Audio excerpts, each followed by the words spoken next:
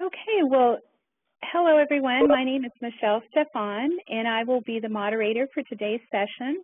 I will be following up on any questions that are submitted, as well as any questions you have throughout the webinar. I did want to run through a few housekeeping items before we got started today. So today's session is a closed session, so all questions will need to be submitted via the question panel or the chat panel. So if you'll please, any questions that you have for Dr. Snell today as we go through the session, please fill those in there, and we'll stop periodically out throughout the session to answer those questions and follow up. Again, I did want to let everybody know that the session will be recorded today, and in a few days you will get a link to the recording so that you can take advantage of that, sharing that information or viewing it again for your own personal need. And as the moderator for Odysseyware, we just want to thank you so much for taking your time today. Odysseyware understands how difficult it is to really lead change within a district when you're looking at different learning environments, personalization for students, when you're trying to manage all the pieces that go into really driving that instructional change for your students, as well as that improvement for your teachers. And with that, we have a series of webinars that we're putting together throughout the year that hopefully will support you. We would also love to hear what else you'd like to hear about so that we can put that into our series. With that, today's series is going to be presented by Dr. Michael Snell, and he is the superintendent at Central York District, and we'll be supporting the conversation around mass customization of learning, and really talking about leveraging technology and the human element to customize education and what that takes. Dr. Snell is, as I said, the superintendent at Central York School District, a suburban public school district serving approximately 5,700 students, grades K through 12, and he has held the position since 2009. Dr. Snell is a member of the American Association of School Administrators, the Association for Supervision and Curriculum Development, the National Staff Development Council, and the National Council of Education, Research, and Technology. In addition to his professional affiliations, Dr. Snell is involved in several community activities through the York community. He serves on the Board of Directors for the York County Economic Alliance, the advisory board for the Bryan Health Education Center, as a member of as a member of the York County Alliance for Learning. Dr. Snell has received his doctorate of education and administration at Temple University, and his master's of education and education leadership and policy studies from the same university. He received his Bachelor of Science in Secondary Education Social Studies from Kutztown University. Dr. Snell joined York County School District as Assistant Superintendent in 2007. Prior to this time, he served as the Assistant Superintendent at West York Area School District from 2003 to 2007. Principal of the West York Area Middle School from 1998 to 2003, and Assistant Principal of the Hempfield School District in 1994 through 1998. He's taught social studies and civic loyalty from 1989 to 1994. So Dr. Snell has been involved and a public educator for a long time, and we are so pleased to have you here to share your expertise and the, just the initiatives that you have going on in Central York. Thank you so much for being here, Dr. Snell. Let me say a couple of things. I'm honored to be here today and to share a little bit about the Central York School District's journey towards customization, what we call the future of learning. I think one thing I'd like to say at the get-go is a lot of what I will talk about today comes from one book that I read that truly transformed my own thinking about public education, and that is the book Inevitable by Chuck Schwan and B. McGarvey. So if you've not read it, I highly recommend that you read it. It clearly shook up my world and my perception, and so I want to give a lot of credit to Chuck Schwan and B. McGarvey for that. But let me talk a little bit about my journey as an educator. I have been teaching since the second grade. And so it began in the dining room under a big table with my sister, and I failed her miserably at every opportunity that I could as the teacher. It's at that age that I found the love of the red pen, or it was probably a red crayon at that time. But she was below basic before she even knew what below basic was. But clearly I've been teaching since the second grade. In my mind, I always knew I would be a teacher and then at some point become an administrator. So what I talk about today and the revolution that I suggest is needed in public education comes from a deep love of being one of us, an insider, and a teacher since second grade. And so that's important for me and for the audience to hear clearly, regardless of your first thought, looking at that image is a flashback to the Brady Bunch, which wasn't around 1972. So there is some accuracy there. So I contend that public education is at a fork in the road. And while there are really only two choices in any difficult situation or any travel, path that you travel, I would like to share that there are two choices in this road that we face in public education. And the right lane or the right turn here is the industrial model, and the left lane is the information model. And so the industrial model is what we've done for well over 120 years, and I'll talk a little bit about that. But that's the way we were taught, the way we learned, and everything that we know about public education from former years is based and shaped and framed from this sort of industrial approach, lockstep approach to public education. And I contend, as well as Chuck Schwan, B. McGarvey, and a host of others, that we really should take this left turn, the left lane, if you will, and embrace the informational age. And oftentimes I use this picture here, and if there's nothing else that you take from today, it's a really good sort of position and a frame for faculty, teachers, and parents. And it's the one-lane road, and this "you are here" sort of marker. I get the fact that if some of the things that I talk about are a little foreign to you, cause you some concern, the items are totally in disagreement with what you experienced as a student yourself, I get it and I understand it. And if you think that public education should look like this one road, I get it, and you're here, and it's not your fault. And I say to parents all the time, I'm not going to wave my finger. I'm not going to scold you and say, how dare you don't understand what we're suggesting. A teacher that has taught for 25 years, he or she has every right to expect to come back in year 26 and expect to have this one-lane road, because for well over 120 years, it has been that way. And so we use this picture and this visual, and when I talk with parents and teachers and community members, and we talk about giving, LinkedIn account access and Twitter account to small children, they sort of shake, and whether it's legal or not, we can talk about, but it's clearly foreign to them. And so we use the Committee of 10 report that many of you are familiar with in 1892, in which they suggested there be 12 years of education, teach English, math, history, civics every academic year, and then guess what? We still teach biology, chemistry, physics, for the most part, in the same order.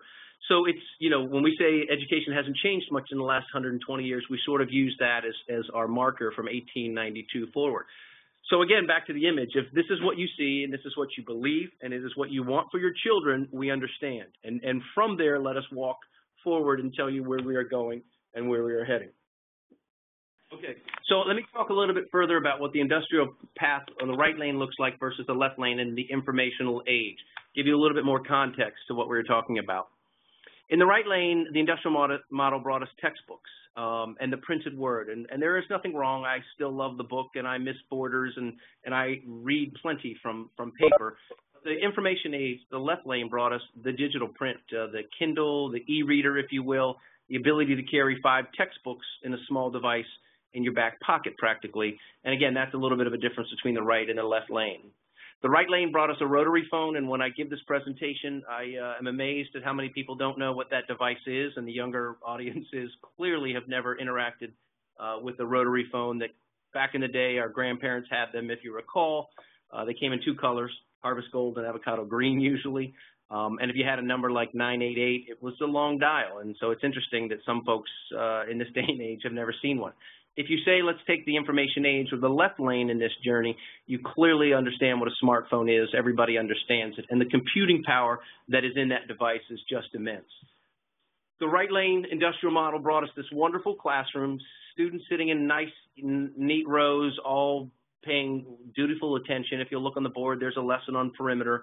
And so we consider this a timed, graded school. And that's the industrial model. If you take the left turn and you go on the information model, I contend that you still have these time-based graded schools. All right, the brighter colors perhaps. Their kids are wearing shorts as opposed to the, fully clothed folks in the other picture. But my contention is that public education in this respect has changed very little. We still have time-based graded schools. Third grade is 180 days. A Carnegie unit still remains a Carnegie unit. And so if we go back to this road and the fork in the road, if you will, the industrial models really brought us mass production. The information age has brought about customization. And again, there is nothing wrong with mass production. It has moved this country, for a number of years, and mass production has its place. But we contend it's time to take this left turn, or the road less traveled, as we call it, because everybody in this world customizes for us, except for public education. When you walk into Starbucks this morning, you have over 4,000 choices. It's just not Sanka and decaf like it was in the old day. And so Netflix, Amazon, if you will, any number of companies now take who you are, what you've purchased perhaps, what your interests and likes are, and based on those data, completely customized for you. And I contend it's time for public education to do the very same thing. And so wouldn't you all agree that we learn at different rates? And so let's get back to the Carnegie unit, or for example, or 180 days. Somebody could finish Algebra 1 in half the time, and yet it still takes 180 days, quote, to complete Algebra 1. That's evidence of an industrial lockstep model approach to education. We have different learning style preferences. Clearly, some of us are more tactile, physical, visual, the written word. They would rather act it out, performance perhaps. And so there are all of these different learning style preferences, and yet sometimes we still expect all of our learners to have the same worksheet or the same film strip or video, whatever it might be in this generation. And lastly, technology has changed all the rules. Everywhere you go, technology has changed the game, except for in public education, or not as much in public education. And so I would challenge all the listeners today to look in every sector that you travel over the next 2 weeks and try to find places where technology has changed very little. My one example is my barber. He still has a week-at-a-glance calendar, a simple phone, and some electricity, and he can go about doing his business. But technology has changed all the rules everywhere, and I mean everywhere, except for public education. We struggle hard with the device. Parents push back. Any number of people want to struggle with that, and yet technology has just revolutionized everything, and I think the time has come for it to change public education as well. And so what if instead of time is the constant and learning is the variable, and again, time being 180 days, and what if learning became the constant and time is the variable? What if a learner could actually finish Algebra 1 in half the time? What if a second grader is really ready for third grade work? Do we actually physically move them to third grade for that lesson, for that unit, for math or language arts? And so I suggest it's time to make learning the constant and time being the variable. And so we oftentimes use this quote by Seth Godin: the fork in the road offers only two difficulties, seeing it and taking it. And so back to our fork in the road analogy. First, you have to see that there is another way. And again, I'm not angry. I'm not going to wave my finger at you if all you see is this one-lane road. That's all you know. That's your only experience with public education, and it's okay. But you first have to see that there's a better way. There's a different way. There's a revolutionary way with technology staring us in the face. So once you see it, then you have to have the courage to take it. So it is really a two-step process. And so what I contend is that here at the Central York School District and a number of districts across the country, we've begun this journey going left, or taking the road less traveled, and we now come upon an ecosystem. And I would like to share a little bit about that ecosystem with you, but I will stop here just to see if there are any questions just on my sort of opening introduction. No questions at this time. Great. Thank you. So the ecosystem, I suggest, is no longer this linear path and this one-lane road, which is this one-size-fits-all, but this ecosystem that overlays our students. And we now call them learners. And again, that comes from Chuck Schwan and B. McGarvey. We call our students learners. It's a small philosophical name change, but this ecosystem is like an umbrella that covers our learners through their 13-year journey with us. And furthermore, we have outlined what this ecosystem looks like in these sort of 7 areas. And so the Central York School District has struggled and wrestled and talked about how we will customize the system in these 7 areas. So let me start off with technology first, and because we are talking about how technology can change public education. So I'll begin with technology, but every time in this district when we mention the word technology, we quickly follow that up with a human element, because a teacher, who we now call a learning facilitator, again, inevitable and some philosophical name change, but our teachers, learning facilitators, will always be in a school, in a brick and mortar, and I believe public education will continue. But technology is a game changer, but the human element is what makes it all happen. And I certainly hope that continues long into the future. So let me talk a little bit about technology. I can remember back in my high school days, the early 80s, the first computer courses came out. We had Apple devices, very young age, and beginning in the high school. And so now what technology often looks like in schools would be this, what I call right lane view of technology, and that's the computer lab, a destination, a place you have to visit, a place that you have to sign up for, whether your learners are ready for it, whether your lesson is calling for the use of technology now. Sometimes, as we all know, and it is frustrating, you can't sign up for the lab, you can't take your students physically there. And so that's one view of it. And then technology comes along and gets smaller and more portable and mobile, and then you have the laptop cart that actually can come to you. But again, you still must sign up for it, and it must be there and rolled in at the exact time for you. And so I contend that we have to embrace technology as a game changer and put it in the hands of every learner's, put a device in the hands of every learner. And I oftentimes use this quick video that I'll share with you when I work with parents and other folks to say, look, we have to embrace technology. Just tell me which one you look like in this video. Sag mal, Papa, habe ich dich noch gar nicht gefragt. Wie kommst du eigentlich mit dem neuen iPad zurecht, was wir dir zum Geburtstag geschenkt haben? Na gut. Mit den ganzen Apps kommst du klar? Was denn für Apps? Geh mal bitte einen Schritt zur Seite.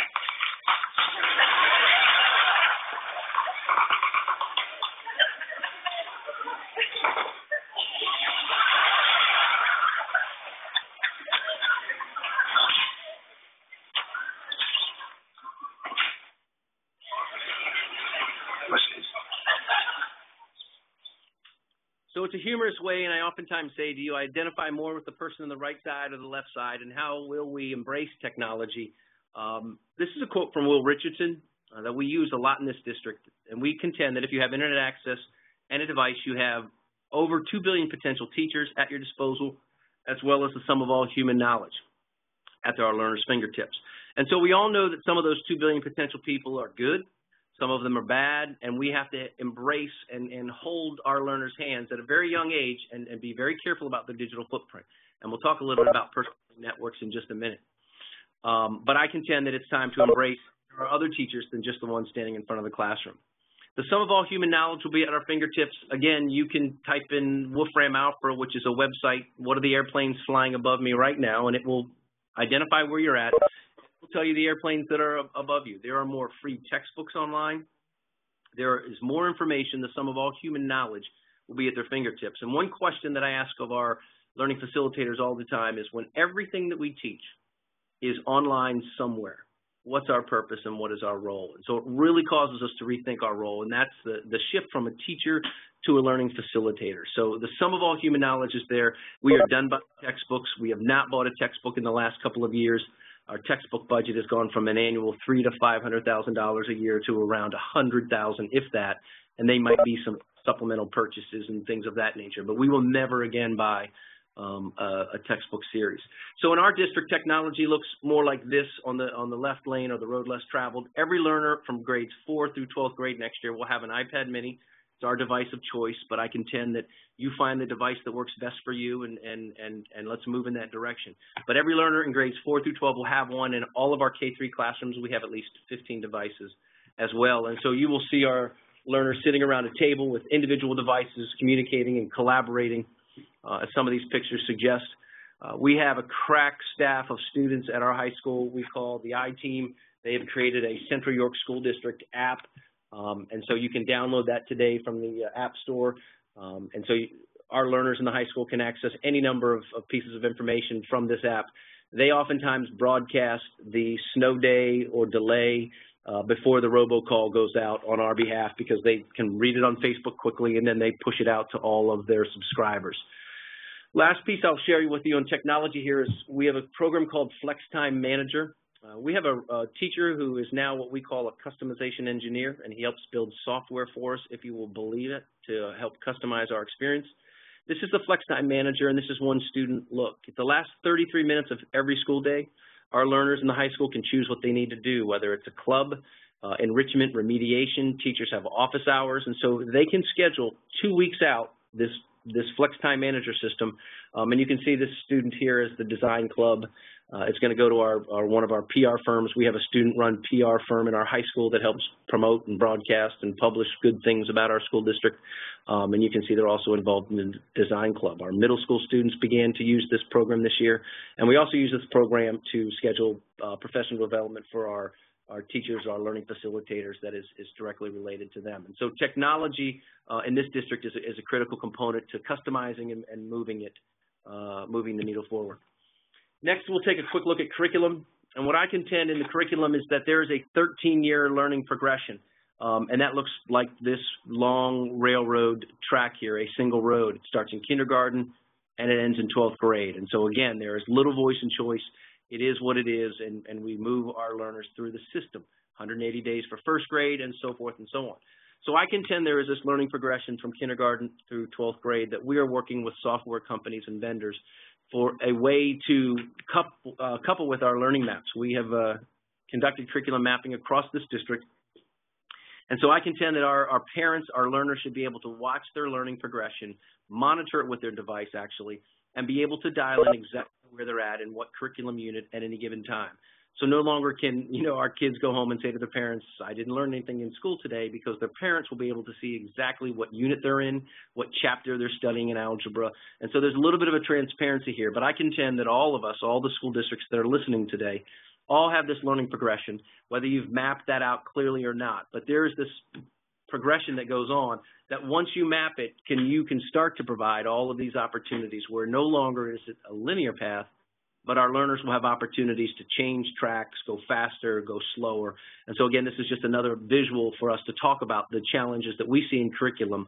We think that if you can follow your child who is in college with their phone and be able to GPS and find out exactly where they're at in a given city or town to the street corner, we think you probably should be able to follow your child through a 13-year progression and be able to dial in exactly what they're learning in school today. The next one quickly is instruction.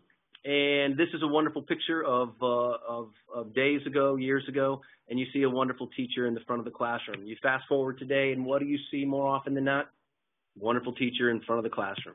And so I contend when we take the road less traveled and we move, this is a great picture that I found, and I really think this is teacher as collaborator, participator in the mud, helping to plant. No longer do you become a sage on the stage or Socrates under the tree, departing knowledge to his pupils. A teacher really becomes a learning facilitator and helps to guide that learning for our folks. And again, what I would say as far as how and when does learning occur, we kid ourselves if we don't think it's not happening 24/7, 365. And so we go back to this notion of 180 days, the Committee of 10 recommendation over 120 years ago, 12 grades. Guess what? We still do way too much of that. How can we recoup the summer? How can we recoup second shift?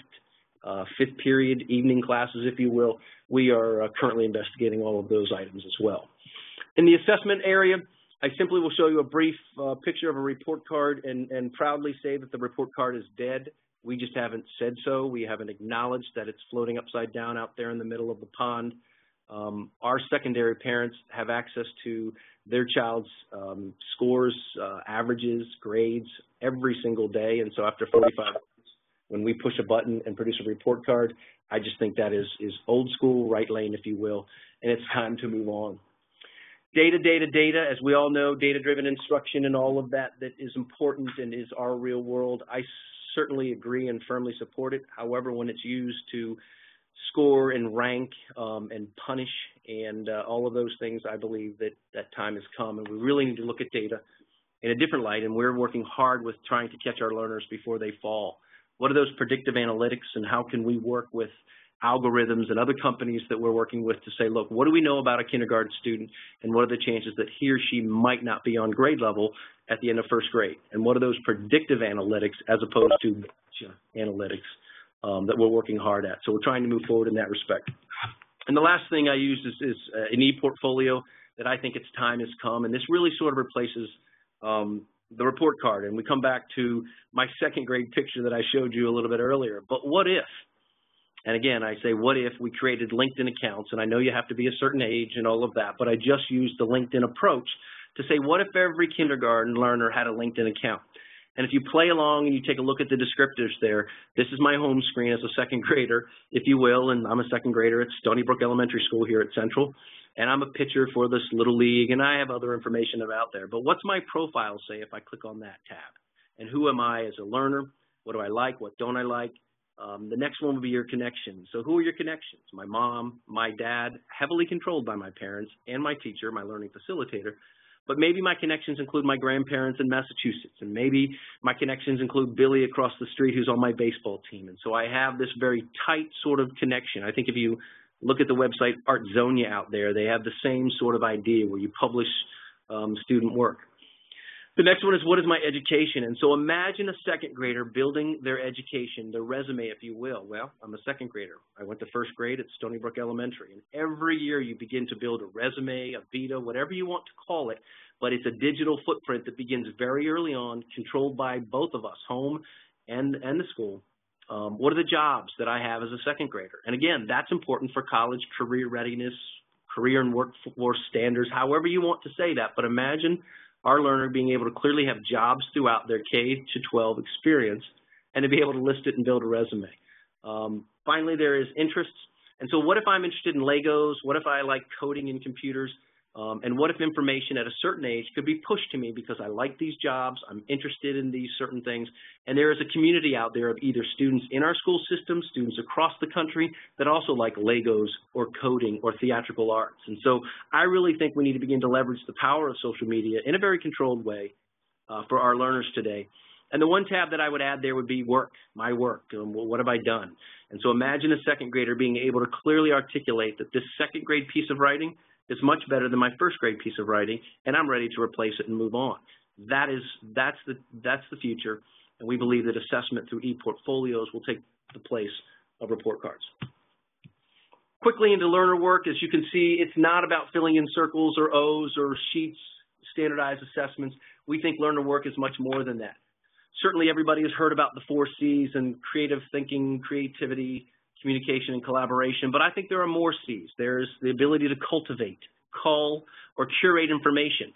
The sum of all human knowledge is at all of our learners' fingertips from grades 4 through 12. And so how do you cultivate that information? How do you curate and decide what is the best? So there are other C's that we think are equally critical and important.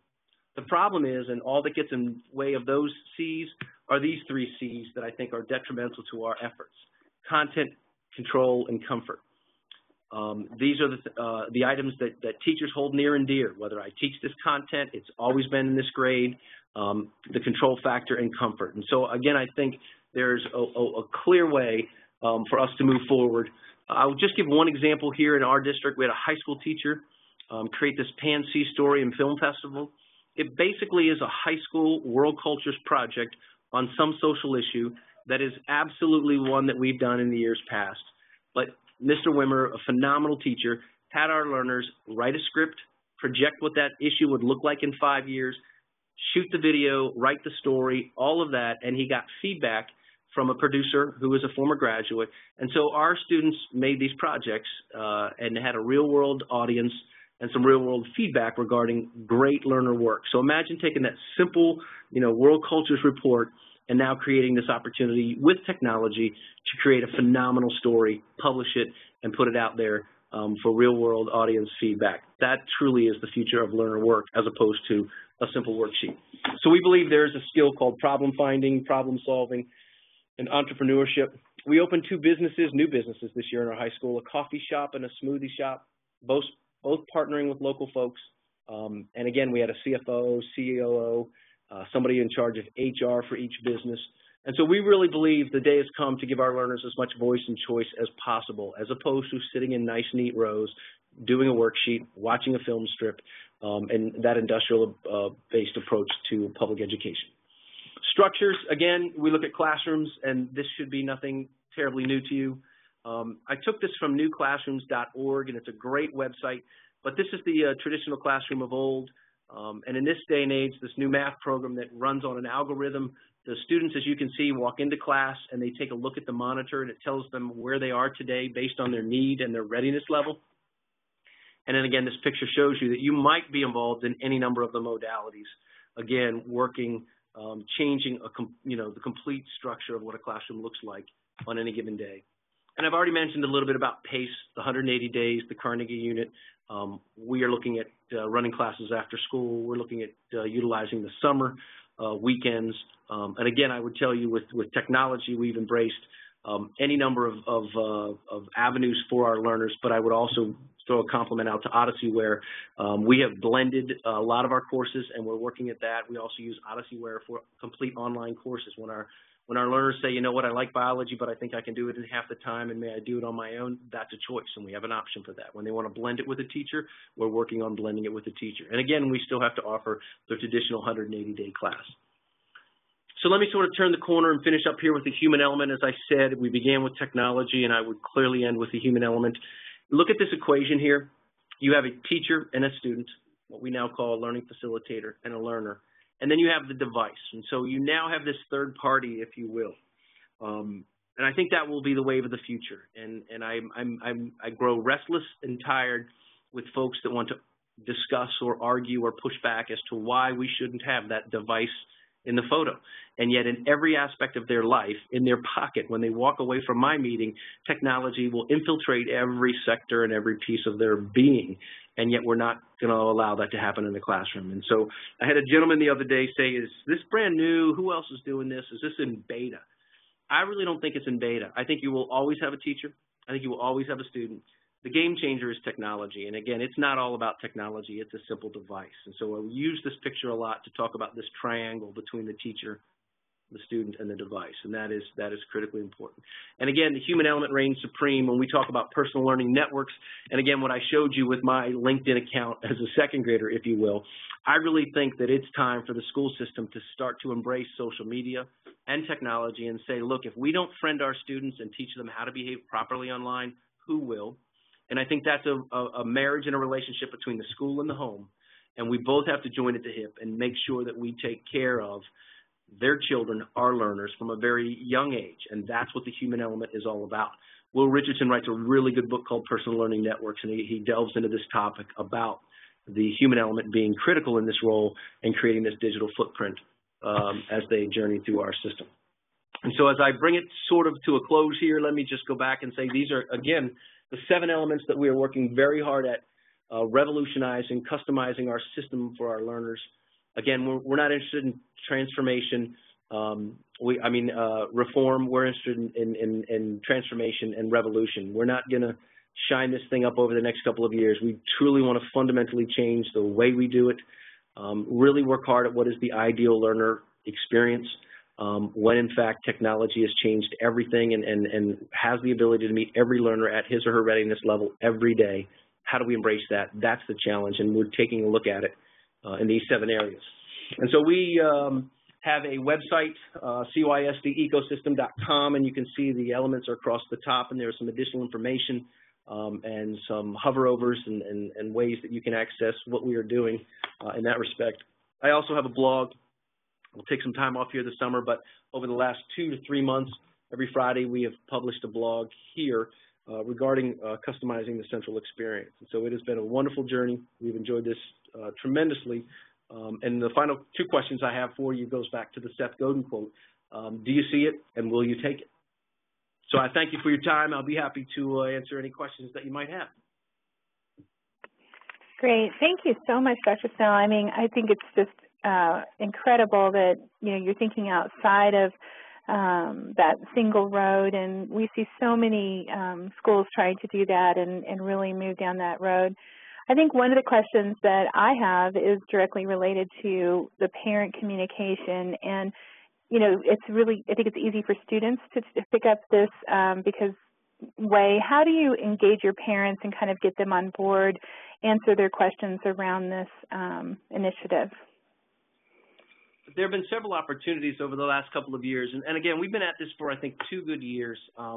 Initially, we have 2 town meetings a year that we talk about the vision and we talk about the road less traveled in this district. Last year, we went through a comprehensive plan update, which is a strategic plan. It's a 3-year document. And again, we engaged our community in that respect, and we did some book reads. And so I am fortunate enough to have a board of directors that will also read 1 to 2 books with us, the leadership team, each and every year about the future of public education. And this year, again, we've invited the public to join us in those book talks. This year, every parent, teacher organization that I could attend, business roundtables, community events that we have connections with. A number of us here at Central in the Central office have taken this sort of presentation on the road and sort of discussed and talked about the future of public education as we see it. And so there are opportunities. The 7 pods that we reviewed, we've now created a core team for each one, and next year we'll begin to invite students and parents to join us on those teams as we further refine what do the structures look like in a customized school, and what does curriculum and instruction assessment look like in a customized school. And so we continue to build capacity every year by inviting more people, and that structure, that's our sort of construct, if you will, to organize all of our conversations. Great, thank you so much. Another question regarding, really your teacher training and onboarding around this. How are you, keeping your teachers apprised of, these practices and how to move forward as well on their own learning? Sure. One of the things I'm most proud of is that if you advocate for voice and choice and meeting the learners at their readiness level every day, for the young people, the little people in the organization, you also have to do that for the big people. And so when I showed you the Flex Time Manager, we also use that for professional development, and we've done it at the secondary level, and we'll move to the elementary level, I believe, next year. But on any in-service day, whether it's a half day or a full day, we have sessions that our teachers, learning facilitators, sign up for, and they are all topical based on whatever they might need. They might want to learn more about how to use this in the classroom, or this technique, or what does it mean to use, this device in this way. So there is a lot of voice and choice for our teachers, and we've been working hard at technology for the last 10 or 15 years, working very hard, diligently, moving forward to this one-to-one device that we have now in grades 4 through 12. And so we believe that if you're going to customize for the little people, you have to customize for the big people as well. That's great. Yeah, that's outstanding. And then, one of the other things that, with what I was wondering was around just, I know that you've only been doing this a few years, but have you seen a change in, dropout rates or students attending school, any type of significant change within your district in those areas?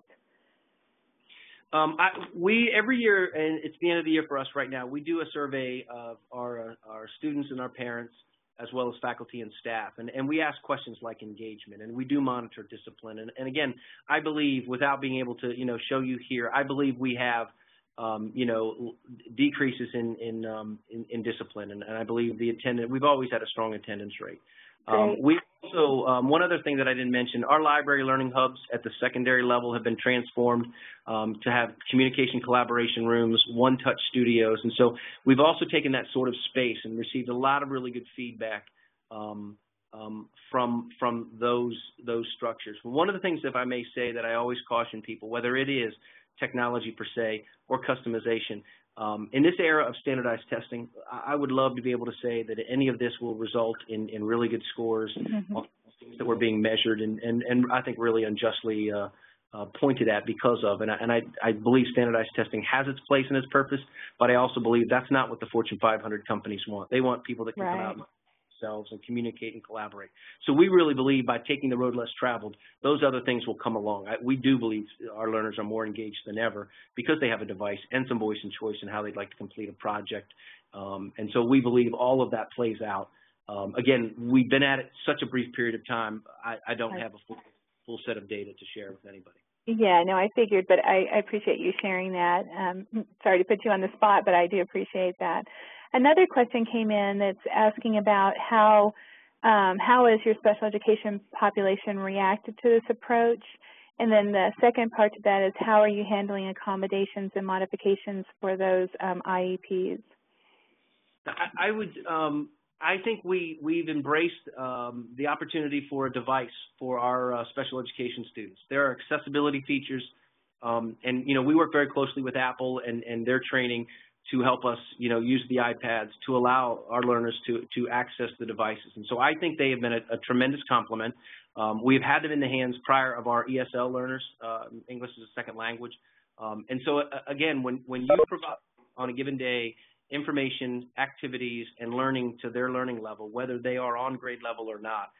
Again, the device is a game changer. It still takes the human element. It still takes great parents to support it.